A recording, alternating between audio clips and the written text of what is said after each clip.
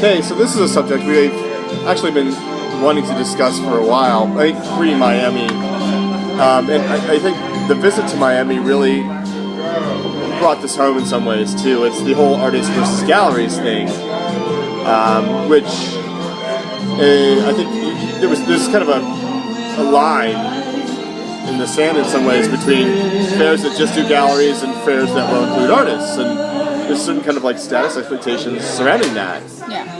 Well, and we experienced that firsthand because yeah, there's certain kind we of like had a gallery that was with us for the whole time, and then at the very last minute, right, had applied, put down the deposit, all this other stuff. Out, and then I saw her. Right. And then I surprised her. I saw her at another Well, she had fair. said she wasn't going to do a fair, I think, right? I don't remember, but she was at this other fair, and so I introduced myself because we had never met in person. And well, the reason she'd withdrawn, I think, was that there weren't enough galleries represented in our show, even though we never, it's our first year. Of course, we're open to galleries, but the challenge was to have galleries come on board with what their expectations are of what they want to get out of it versus the investment that they're putting into it. And can we deliver, and can a new fair deliver to them what they feel like they should get from their investment? And so let's talk a little bit about this bias. Like, what do you think it's about? I mean, there's clearly like galleries think it's a little bit of a ghetto to show with artists, right? You say that. I mean, I never grew up with that in Canada in terms of we don't have that kind of commercial split. So and we don't have like really great artists are not represented by galleries. So our goal to get a gallery is not necessarily part of the conversation or of the career path. There are many successful artists who are not represented by galleries. And so when we talked about that, it was sort of a strange phenomenon to me that, I understand the financial practicalities of why galleries may feel that way, but this whole bias or stigma that if we show with artists, if artists aren't represented, it must be because possibly, I don't want to say this for sure, but that they're not good enough. And what I was interested was, it was that conversation about how, that being represented or noticed or having that calling card of some kind is the criteria that makes you a value well, that you're of in the artist market. or not. Yeah, that you're in the market. And it's just not something I'm versed in. So. But it's a bias that we saw this year was Alive and Well. We talked to a number of artists who were really infuriated, I think, about that because their work is world class, and yet it's this calling card of the gallery that in some cases makes or breaks an opportunity. But yet, I think that is shifting, and we're in the middle of that shift. I think so too. Financially, a lot of fairs are, well, not a lot. Well, they're getting competed out. A few of them are starting to accept selected solo artists for their shows because they just they're getting, like you said. Well, I think it's just more of a commercial vehicle. That kind of deal. There's more. These commercial vehicles have like more of a mandate just to keep themselves going. They're really close to their own survival in that respect, and so they're not really taking a step back and thinking, what is the mandate here? What is the purpose that serves the art in this? And I think that's again it goes back to that, like, know who you are, and be loyal to that. Stick to your guns. If we kept going and only represented individual artists, I'm kind of fine with that. Yeah, we treated this show sort of like a curated group exhibition. It was within that spirit. We approached it curatorially that way. We went through the applications that way. We really decided, it was kind of like a juried exhibition, as opposed to galleries wanting to tap into collectors' specific membership and connections that certain galleries have with Basel, which is fine. That's what Basel is.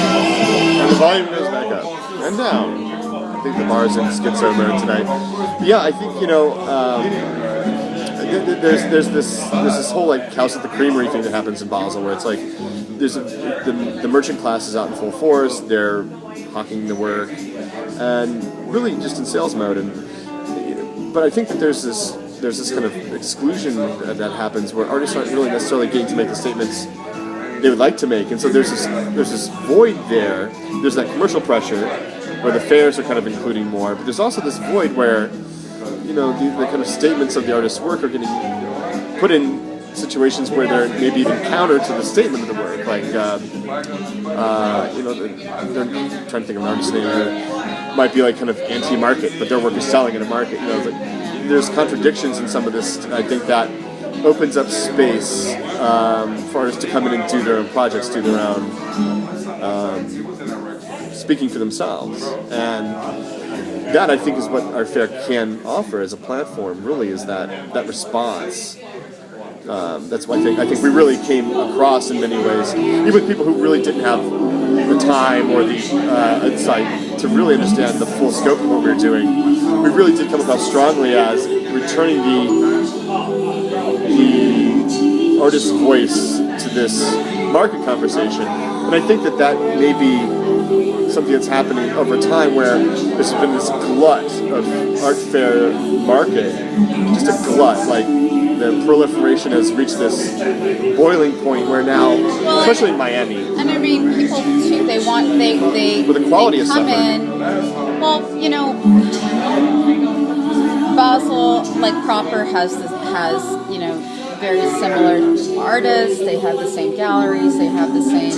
Every year is sort of the tried and true, and that's fine. That's and there are people that come in and that's what they want. That's what they look for. Right, blue chip contemporary, yeah. Which is fine, but there is a reason why satellite fairs are popping up, and I think they're all, in a way, in varying degrees of success, responses to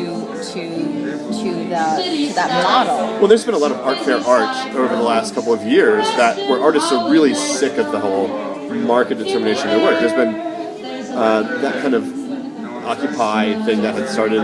You've seen examples of this, and I just wonder if that shift isn't something that's going to become more concretized in how fairs are presented, thought about, how artists are presenting their work in relationship to what the market's going to become as the economy gets better again. Because the first boom was really ushered in that whole glut aesthetic, right? So now you have the recession and things got scarce, and then now the economy's getting a little better again, and maybe artists want to be a little more at the fore of how this next market will be defined. Because do we really want, Damien Hirst publicly buying his own work to keep the market value at a certain point? And do we want that to be what the art's about? I mean, there's I tend to think that For the Love of God title, which is his mom gave it, was spot on. It's like, it's a game. It's not about making great work. So that maybe. But I think it's a losing game to try to make art fairs,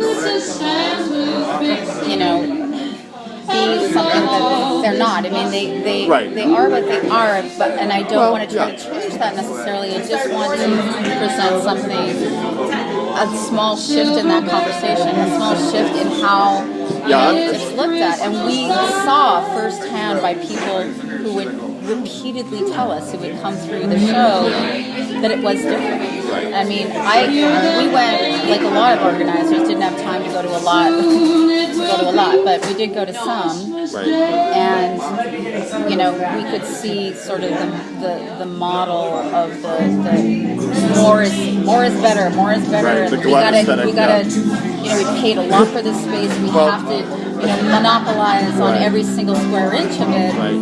I think it feels like we're getting a little topic here. I mean, there's a lot behind this whole artists versus galleries question, right? I mean, the market is a big part of it. Maybe people who are buying don't give a shit about it. what it looks like in the they're imagining what is this going to look like in my bedroom. They're trying to imagine what is this going to look like in my if I want to go to gallery exhibitions, I'll go to gallery exhibitions. When I come to Basel, I want to buy.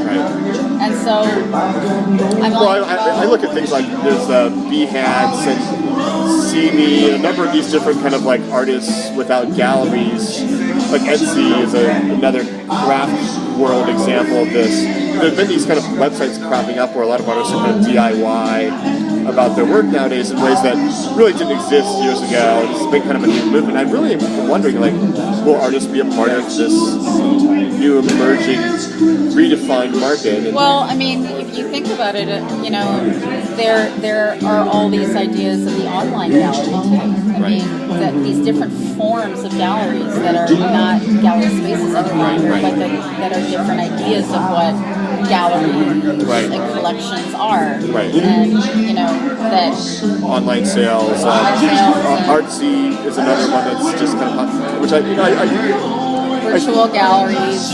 Virtual auction house, you know, online fairs. I mean, I know people have been thinking a lot about this, but the brick and mortar redefinition of it as an artist's art fair. I mean, to me, this was like the real difference with New Material. I felt was that it was exhibition curated, and that went so far. Because you know, it's really unifying, trying to unify the whole fair as an exhibition. I think gave it a little something extra. Now that's the question: is like, what directions are people going in, and can artists really be a part of that direction? And so it's curious that this bias exists, and it's so clear in some ways because it might be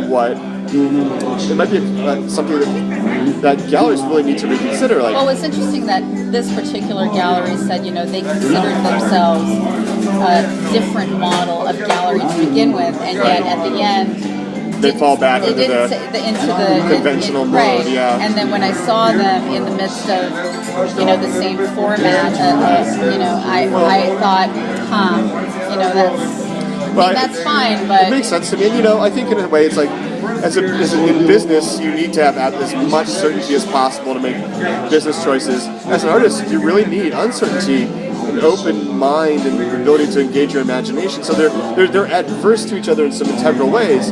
That doesn't mean that artists haven't really been key in determining markets, though. But I mean, I hope that this year, and it may take years to actually start to really be known as a viable project space for galleries who have artists who want to do something different and want to support them in that, and a partnership, which again is a very different idea in Basel, where it's just all about what's mine and not sharing and